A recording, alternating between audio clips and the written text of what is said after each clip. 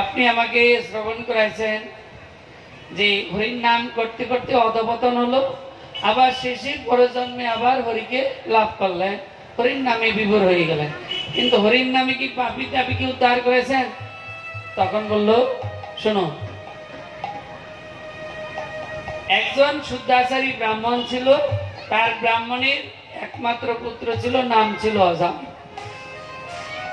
এই অজামিল তিনি ব্রহ্মচর্য পালন করেছেন, সর্বদাই নারায়ণের তপস্যায় থাকতেন, তিনি শুদ্ধ আহার করতেন, নিয়মিত ভাবে চলতেন।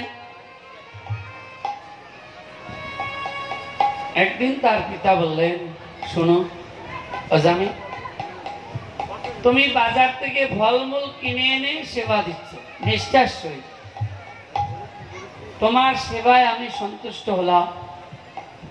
কোন পুত্র যদি এইভাবে সেবা করেন তাহলে পিতামাতার আনন্দ হয় কেন? পুত্র যদি ভগবানের নাম করতে করতে ভগবানের ধামে যান, তাহলে ভগবান তাকে 21 কুল উদ্ধার করে দেন। তাই যেইভাবে আজকে তুমি এগিয়ে যাচ্ছ আমি খুশি হলাম, কিন্তু তার চেয়ে আরো আমি খুশি হব তুমি বনে গিয়ে ফল আর ফুল এনে ওই ফুল যদি নিজের হাতে মালা গেঁথে ভগবানের তুমি ভগবানকে পরাও, আর ওই বনে গিয়ে ফলমূল এনে নিজের হাতে যদি এনে আমান্য করে তুমি ভগবানের সেবা দাও, তাহলে তোমার আনন্দ হবে আরো বেশি। বাজার থেকে কিনে এনে দিচ্ছ ভালো, কিন্তু তুমি যদি নিজে ফুল গাছ থেকে ফুল এনে মালা গেঁথে ভগবানের গলায় পরাও, ভগবানের চরণে চন্দন দিয়ে সমর্পণ করো, ভগবান আরো বেশি সন্তুষ্ট হবে। তাই পিতার আজ্ঞায় একদিন অজামিল কি করলেন? অজামিল প্রথম বয়সে ছিল সদাচারী, সত্যবক্তকারী ও শুদ্ধচারী। একদিন পিতার বচনে ফলমূল আনিবারে গিয়েছেন অজামিল বনে। অজামিল কি করলেন? ফলমূল আনবার জন্য কোথায় গেল? বনে গেল। কে বলেছে? পিতা বলেছে। এখন মা বনে গিয়ে ঘুরতে ঘুরতে ঘুরতে ঘুরতে সেখানে দেখেছেন কি, বনের মধ্যে দেখে চন্ডাল ললনা উপপতির সঙ্গে তার রতিতে মগনা। অজামিল এখন দেখছি উপপতির সাথে একজন পতিতা, তিনি মত্ত হয়ে আছেন। এই দেখে অজামিল ওই চিন্তা করতে করতে ফল আর ফুলের কথা ভুলে গিয়ে পতিতা আর কি করে সঙ্গ করবেন সেই চেষ্টা করেছে। পতিতা দেখেছেন এত সুন্দর ফুটফুটে একটা ছেলে, 17-18 তার বয়স, এর যদি আমি সঙ্গ পেতাম। পতিতা আস্তে আস্তে কাছে এলো, পতিতার সাথে দুইজনে আজ কথা বলতে বলতে অজামিল পূর্বের স্মৃতি ভুলে গেলেন। এখন মহাপাপী অজামিল, মহাপাপী হয়ে গেল সেই অজামিল। পতিতার সঙ্গ না ছাড়িল এক তিল। অজামিল কি করলেন? তিনি আজকে ওই পতিতার সঙ্গ করতে করতে আজকে ভগবানের যে প্রেম, ভগবানের প্রতি যে নিষ্ঠা সব ভুলে গিয়ে পতিতার প্রতি আকৃষ্ট হয়ে তিনি আজ সেখানে সংসার পাতি দিলেন। এখন খাবার কি খাবে? চুরি ডাকাতি চিন্তায় আস্তে আস্তে করতে শুরু করলেন অজামিল। এদিকে মা লোমস্য মুনি ব্যাধি হয়েছেন, এটা সাধুরা বলেছেন, ছোটবেলায় ভাগবত পাঠে শুনেছি। এই লোমস্য মুনির ব্যাধি হলো কি, সর্বাঙ্গে জ্বালা করছে। লোমস্য মুনি করিল নিবেদন, হে প্রভু, তোমার নাম ঠিক মতো আমি করিতে পারি না স্মরণ। প্রভু গো, আমি তোমার নাম না স্মরণ করতে পারছি না। কেন? ব্যাধির জন্য। আমি ধরুন আমি বাবাজি হলাম, কিন্তু এখন দাঁতে ব্যথা হলে ভগবানের নাম কিন্তু ভুলে যাও। কেন? সে নামে আমার নিষ্ঠা নাই। নামে নিষ্ঠা যতক্ষণ না হবে নামকে যতক্ষণ আমরা ভালো না বাসতে পারবো, যতক্ষণ ইন্দ্রিয়কে সংযত না করতে পারবো, ততক্ষণ মন থাকবে চঞ্চল। তাই আজকে লোমস্যমুনি ভগবানের কাছে প্রার্থনা করলেন, হে প্রভু, আমি আজকে তোমার নাম প্রেমে মত্ত ছিলাম, তোমার নামে প্রেমে মত্ত ছিলাম, কিন্তু দুর্ভাগ্য এমন একটা ব্যাধি এসে উপস্থিত হলো, সেই ব্যাধির জন্য আজকে আমি তোমার নামটা আমি ঠিক মতো করতে পারছি না। তাই তোমার কাছে আমার একটা প্রার্থনা, কি আমি যেন এখন তোমার নাম করতে পারি সেই ব্যবস্থা করো। ব্যাধি হয়েছে, এখন আমি তোমার চরণে মনটা রাখতে পারছি না। আর ভগবানের চরণে মন না রাখলে জপ আহ্নিক ঠিক ঠিক হবে। সুস্থ মনে বলতে গিয়ে ঈশ্বর অনুরাগে, তাহার চিন্তা করতে গিয়ে বিষয় চিন্তা জাগে। আমি এখন স্নান করে গুরুদেব যে মন্ত্র কর্ণে দিয়েছে সেটা আমি এখন জপ করতে বসে গেলাম। এখন আমি যদি মা অন্য চিন্তা করি হবে না। একটা লোক সকালবেলায় স্নান করে একটু দেরি হয়ে গেছে, উঠতে ঘুম থেকে স্নান করে ঠাকুর ঘরে গিয়ে গুরুদেব যে মন্ত্র দিয়েছে সেই মন্ত্র আহ্নিক করছে, স্মরণ করছে। এখন একজন বাবা যে সকালবেলা এসে কীর্তন ধরেছেন, কীর্তন যখন শেষ হয়েছে এখন বাচ্চা খেলছে, তো বলছে তোর বাবা কোথায়? বলে বাবা ঠাকুর ঘরে আহ্নিক করছে। বলে বাবা তোর বাবা ঠাকুর ঘরে আহ্নিক করে না, তোর বাবা এখন বাজারে আছে। বলে না, ওই তো বাবা দেখা যায় আহ্নিক করছে। বলে না, তোর বাবা এখন দোকান খুলছে, দোকান খুলতে যাইছে। এখন উনিও মনে মনে চিন্তা করছে, আরে আজকে দেরি হয়ে গেল, ওই জব করতে বসে আহ্নিক করতে বসে এই চিন্তা করলে খরিদ্দার সে ঘুরে যাচ্ছে, দোকানটা আজকে খুলতে পারিনি তাড়াতাড়ি। তাই বললেন সুস্থ মনে বলতে গিয়ে ঈশ্বর অনুরাগে, তাহার চিন্তা করতে গিয়ে অন্তরে বিষয় চিন্তা জাগে। তাই আজকে লোমস্যমুনি তিনি বললেন, ঠাকুর এই আজকে শরীরে এত জ্বালা করছে, তোমার নামটা ঠিক মতো আমি করতে পারছি না। দৈববাণী হলো, মণিবর কোন ভক্ত নিষ্ঠাচারী ছিল, শুদ্ধাচারী ছিল, তার যোগভ্রষ্ট হয়েছে, সেই বাড়িতে গিয়ে যদি তুমি এক রাত থাকতে পারো তাহলে না তোমার এই ব্যাধি দূর হয়ে যাবে। সেই ব্যাধি আবার কোথায় পাবে? কে শুদ্ধাচারী ছিল, কে যোগভ্রষ্ট হয়ে গেল। তখন কি করলেন তিনি? ধরেন এখান থেকে কোন আস্তে আস্তে নবদ্বীপ হবে। এখন যেতে যেতে ওই যখনই বারাসাতের কাছাকাছি গিয়েছে, তাকে অন্ধকার হয়ে আসছে। চিন্তা করলো বিকাল হয়ে গেল, কোথায় থাকবো? তো এই মোর মাথায় কতগুলো ছেলেমেলে বসে আছে, ওদেরকে জিজ্ঞাসা করছে, এই বাবারে শুন, রাত্রিবেলা কোথাও মঠ মন্দিরে আছে, এখানে থাকা যাবে, কোনো সাধুর বাড়ি থাকা যাবে, এরকম আছে পরিস্থিতি? বলে হ্যাঁ, তোমার মতো এক সাধু আছে, আগে গিয়ে বাদিকে চলে যাও। দেখা দিয়েছে। এবার সাধু তো সরল মনে আগে গিয়ে বাদিকে চলে গেছে, কি দেখছে সত্যি একটা কুটির আছে। ডাক দিল, কে আছো মা, বেরো। তখন ওই মা বেরোলেন। কে বাবা? বলছে মা আমি এসেছি, আজকে রাত্রে তোমার এখানে থাকা যাবে? এখন ওই পতিটা চিন্তায় পড়ে গেল, আমি পতিটা, আমার স্বামী চুরি ডাকাতি চিন্তাই করেন, আর এখানে আজকে সাধু বাবা থাকবে। বলে বাবা আপনি থাকবেন, কোনো অসুবিধা নাই, কিন্তু কথা হয়েছে আমি তো পতিতা, আর আমার স্বামী চুরি ডাকাতি চিন্তাই করে। বলে দেখো তোমাকে মা করি যাতে আমি ডাক দিয়েছি, আজকে ইচ্ছা তোমার এখানে থাকবো, যদি তুমি দয়া করি আমাকে একটু জায়গা দাও। বলে থাকবেন, আমার অসুবিধা নেই, কিন্তু আমি তো পতিতে, আমার এখানে থাকবেন? বলে আমি থাকবো, আমি সারা রাত এই হরিগুণ গান কীর্তন করবো, ভাগবত পাঠ করবো, আর তুমি শ্রবণ করবো। সাধুর ভাব। এদিকে সাধু যখন ওই পথ দিয়ে গেল, আর যখন ওই পতিতার বাড়িতে গেল, সবাই তো দেখেছে, এই সবাই শুরু করে দিচ্ছে, দেখেছো? ওই দেখো সাধু কোথায় যা, দেখেছো তো? আর ওই সাধুর যে পূর্বজন্মের কিছু একটা খারাপ ছিল, সেটা সবাই জীব আজ চলে গেল। তাই মা পরনিন্দা পরচর্চা থেকে দূরে থাকবে।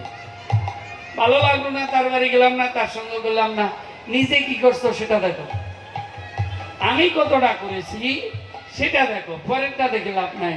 কি হবে? পরের খারাপ চিন্তা করলে মাথায় ঘুরতে ঘুরতে ঘুরতে ঘুরতে আমার এই মাথার উপর এসে পড়ে যাবে। আজকে সাধু কি করলেন? সারা রাত সেই ভগবানের গুণগান কীর্তন আর ভাগবত পাঠ করেছেন। এখন এই মতো অবস্থা, সকাল যে হলো, বলছে মাগো আজকে তোমাদের এখানে থেকে আজকে আমার একটা ব্যাধি ছিল, ব্যাধিটা দূর হয়ে গেল। শোনো মা, তোমার এই ছেলেগুলোর নাম কি? চটকা বটকা, টিঙ্কু, পিন্টু, সিন্টু, এই যা নাম রাখি। তোমার তো অনেক ছেলে মেয়ে দেখলাম। শোনো, আমি ভগবানের কাছে প্রার্থনা করি এইবার তোমার গর্ভে একজন সন্তান আসবে, সেই সন্তানের নাম রাখবে নারায়ণ। সাধু এই আশীর্বাদ করে চলে গেল। আজামিল সকালবেলায় গৃহে এলেন, চুরি ডাকাতি চিন্তাই করে। আজকে সেই পতিতার মুখে শুনে সাধু তিনি পূর্বের স্মৃতি কিছুটা জাগলো। আরে আমি তো কোনো একদিন শুদ্ধাচারী ছিলাম, কিন্তু দুর্ভাগ্য আজকে আমি সংসার পাকে পড়ে গেলাম। সাধু তিনি কি করলেন? তিনি আজকে চেতনা জেগে গেল।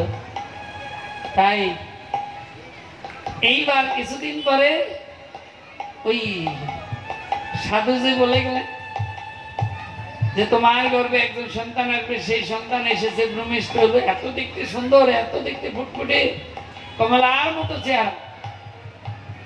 এখন অজামিল ওই সাধু বলে গেল, মা এই ছেলের নাম নারায়ণ রাখবি। এবার নারায়ণ রেখেছে।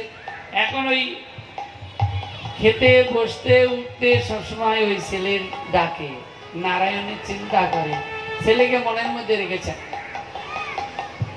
মহাপ্রভু বললেন, কি শয়নে কি ভোজনে কিংবা জাগরণে অহর্নিশি কৃষ্ণ বজ বলহ বদনে।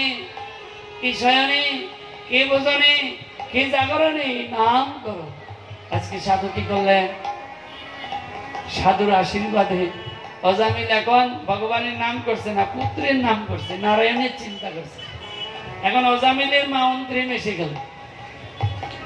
এদিকে যম মহারাজ বলছে, তাড়াতাড়ি এই শয়তানকে ধরে নিয়ে আসো, পাপীটাকে ধরে নিয়ে আসো। যমদূত চলে গেল।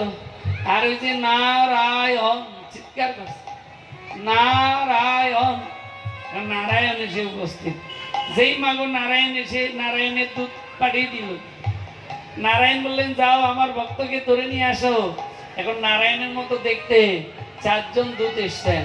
নারায়ণ 4 অক্ষর, আর 4 জন দূত নারায়ণ পাঠিয়ে দিলেন। এবার বিষ্ণুদূত বলে, সরে যাও, আমাদের প্রভুর ভক্তকে নিয়ে নেব। বলে, তোমরা কারা? তোমাদেরকে চিনি না। আজীবন চুরি ডাকাতি ছিনতাই করেছেন, এ জমাল হয়ে যাবে। এখন এই দুই দলের কথা কাটাকাটি, এই যুদ্ধ শুরু হয়ে গেল। আর যমদূত কয়েক গা খেয়ে যম মহারাজের কাছে পালিয়ে গেলেন। গিয়ে এখন বলছে, আজকে বেঁচে গেলাম, আজকে বেঁচে গেলাম। কি হলো? কোথার থেকে 4 জন লোক আসলো, তাদের 4 হাত শঙ্খ চক্র গদা পদ্ম হাতে। আমাদেরকে বললে, ছেড়ে দাও এই পাপীকে, এই ভগবানের ভক্তকে। আমরা ছাড়ি নাই। তাই অনেক কথার পর যুদ্ধ হলো, এমন দাও আমাদেরকে দিল, আমরা অল্পতে বেঁচে গেলাম। যম মহারাজ তখন জোরহাত করে প্রণাম করলেন। বলে, আপনি কাকে প্রণাম করেছেন? বলে, সেটা আমার প্রভু লোক, তোমরা আনতে গেলে যখন ওদেরকে দেখেছ, চলে আসা উচিত ছিল। বলে, তাহলে তো আপনার চাকরি আর করা যাবে না। কোথায় গেলে আবার খাবো 2 ঘা, দরকার নাই। বলে, শোনো, চাকরি করবে, আমি এটা ফদ্দ করে দেবো। ফদ্দটা কি?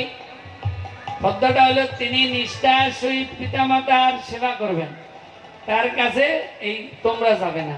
উদ্ধ তিলক থাকবে, গলায় মালা থাকবে, বিগ্রহ সেবা করবে, সর্বদাই ভগবানের নাম করবে, বৈষ্ণবের সেবা করবে, গুরু সেবা করবে, এদের কাছে যাবে না। পদ্ম লিখে দিয়েছে। এদিকে অজামিল তিনি চিন্তা করলো, আজকে আমি ছিলাম শুদ্ধাচারী, আমি ছিলাম পবিত্র ব্রাহ্মণ, কিন্তু এই পতিতার পাল্লাই করে আজকে আমার কি হলো? আমার সেই আজকে সবকিছু চলে গেল। তাই আজকে অজামিল তিনি আজকে পূর্বের চেতনা জেগে গিয়ে বললেন, আমি হারে মেনেছি সংসার যুদ্ধে, আমি হারে মেনেছি সংসার যুদ্ধে, পদে পদে পরাজয়, পরকে আপন ভেবে আমি সব করিলাম, পরকে আপন ভেবে আমি সব করিলাম।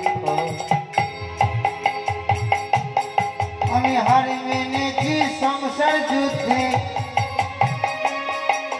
হার মেনেছি সংসার যুদ্ধে, পদে পদে পরাজয়। এখন ভেবে আমি সব করে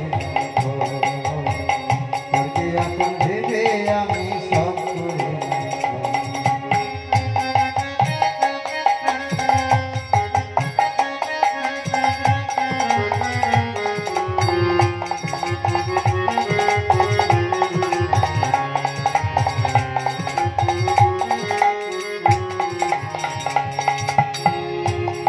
ধনে ব্যবসায়ী ছিলাম মহাজন, মত বড়ি কেড়ে নিল দুরান্ত।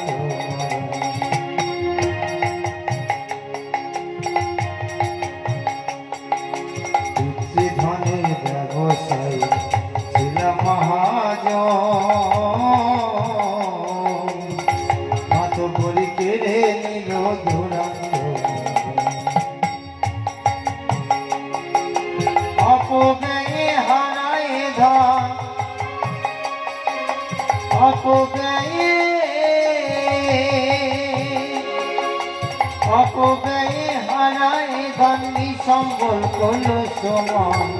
করবে এখন ভেবে আমি সব করে করবে এখন ভেবে আমি সব করে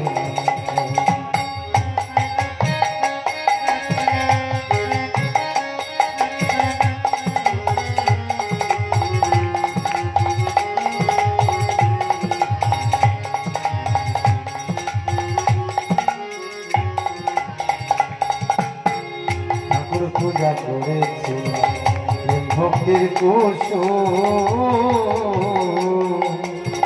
তাই দিয়ে কামিনীর হাতে পাড়াইয়াছি।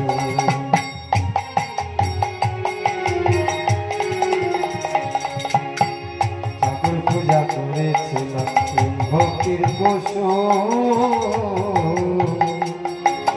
তাই দিয়ে কামিনীর হাতে পাড়াইয়াছি।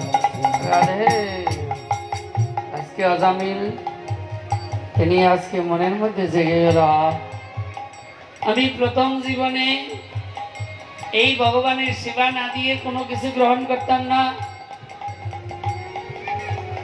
আমি এত সুন্দরভাবে আমি ঠাকুরের নাম করেছি, সর্বদা আনন্দে ছিলাম। আজকে এক পতিতার পাল্লায় করে আজকে আমার সব চলে গেল। তাই জীবনে আমার সেই পূর্বের দিনটা কি আমি কি আর ফিরে পাবো? তাই বললেন ঠাকুর পূজা করেছিলাম ভক্তির কুসুম, তাই দিয়ে কামিনীর হাতে পাড়াইয়াছি। আমায় পাড়াইল বিষাদের ঘুম, আমায় পাড়াইল, আমায় পাড়াইল বিষাদের ঘুম, মাখিয়া মায়া করতে এখন ভেবে আমি সব করে করতে এখন ভেবে আমি সব করে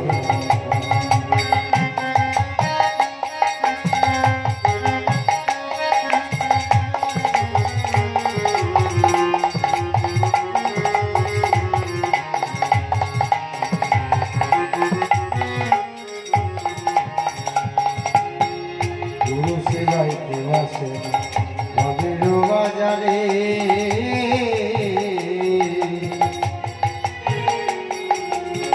সাথের লোভে ভালোবাসে সবাই আমারে।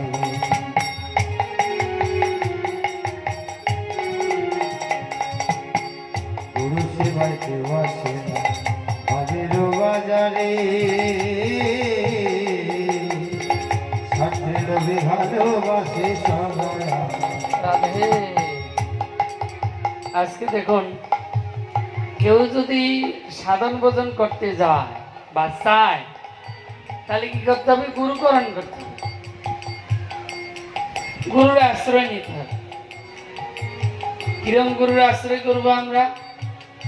শাস্ত্রে বললেন প্রেম ঢকমক মহাজনের পথে, শাস্ত্রে না, প্রেম ঢকমক দিবস রজনী পাগল হইয়া নাচে রে। পাও যদি হেন জন ওরে আমার অবোধন, তার চরণে শরণ লহরে মনোয়া। যিনি নামে প্রেমে মত্ত আছে সেই গুরুদেব ধরতে হবে।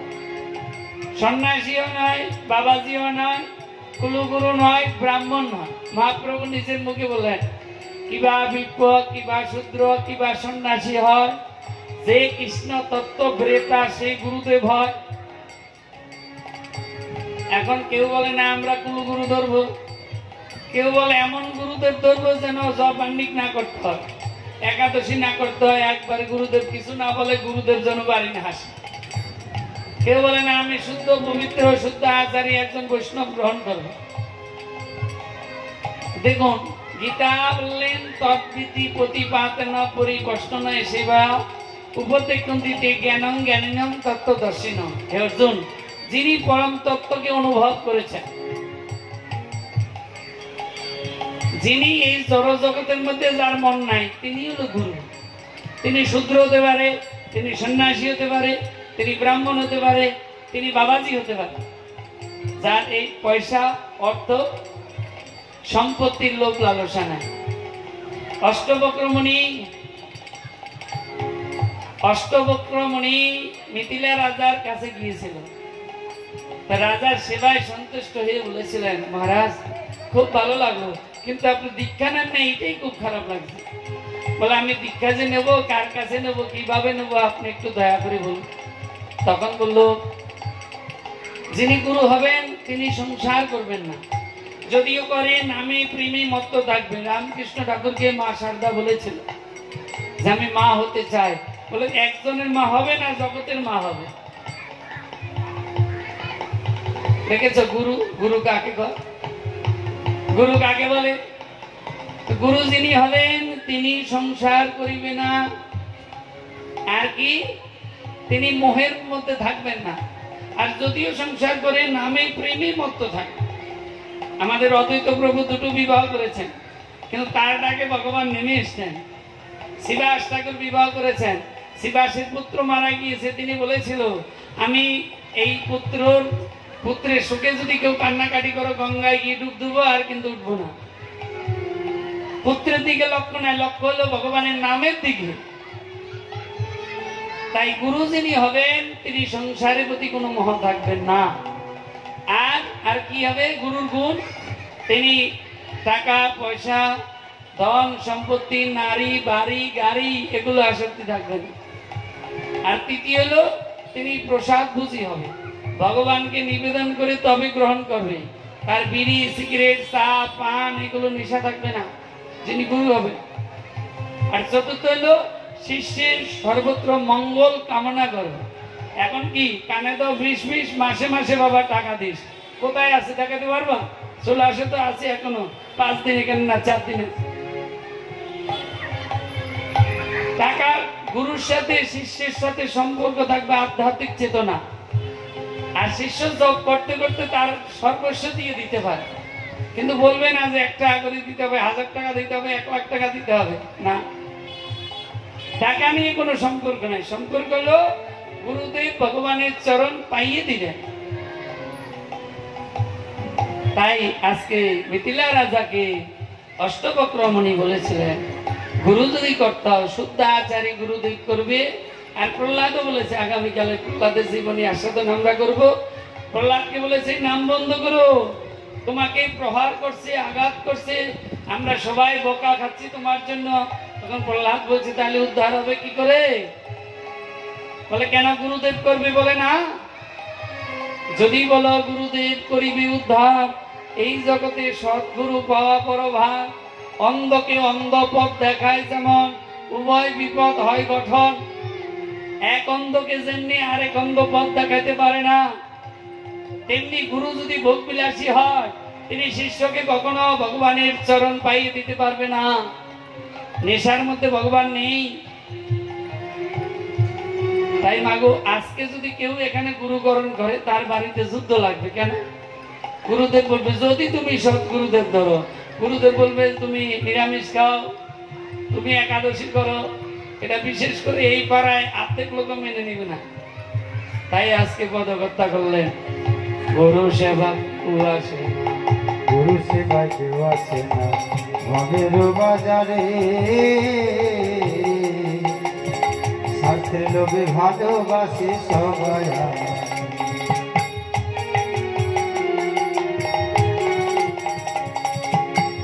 গুরু সেবায় কেউ আসে না ভবের বাজারে, স্বার্থের লোভে ভালোবাসে সবাই আমায়। অধম প্রভাত ঘরে ঘোরা ধারে, প্রভাত ঘরে অধম প্রভাত ঘরে ঘোরা ধারে, মাখিয়া মায়াময় করকে আপন ভেবে আমি সব করে, করকে আপন ভেবে আমি সব করে। আর মেনেছি সংসার যুদ্ধে, আর মেনেছি সংসার যুদ্ধে, পদে পদে করা যায় করকে আপন ভেবে আমি সব করে, করকে আপন ভেবে আমি সব করে। আজকে অজামিল তিনি চিন্তা করলো, আমি পুত্রকে ডেকেছি আর ভগবান কত দয়ালু কৃপালু, তিনি তার 4 জন দূতকে পাঠিয়ে দিয়েছেন। আজকে আমি জমালয়ে চলে যেতাম, কিন্তু ভগবানের কৃপায় আজকে আমার এই যাত্রার থেকে আমি বেঁচে গেলাম। তাই আমি সংসারে আর ফিরে যাবো না, আমি হরিদ্বারে চলে যাব। অজামিল হরিদ্বারে গিয়ে গঙ্গায় স্নান করে তিনি সাধনায় বসে গেলেন। কেন হরিদ্বারে গেলেন? হরিদ্বারে মা 1 ফোঁটা অমৃত পড়েছে, সেই অমৃত পড়েছে বলে সেখানে আজকে কি হয়, সাধনা করলে মন স্থির হয়। এজন্য মুনি ঋষি যোগী সাধু তারা কি করেন, এই হরিদ্বার গঙ্গায় স্নান করে সাধনা করেন। অজামিল সেই হরিদ্বারে গিয়ে আর সাধনায় বসে ভগবানের নামে প্রেমে মত্ত হয়ে ভগবানকে লাভ করলেন। আজকে আমাদের এখানে ভাগবত বিশ্রাম। আগামী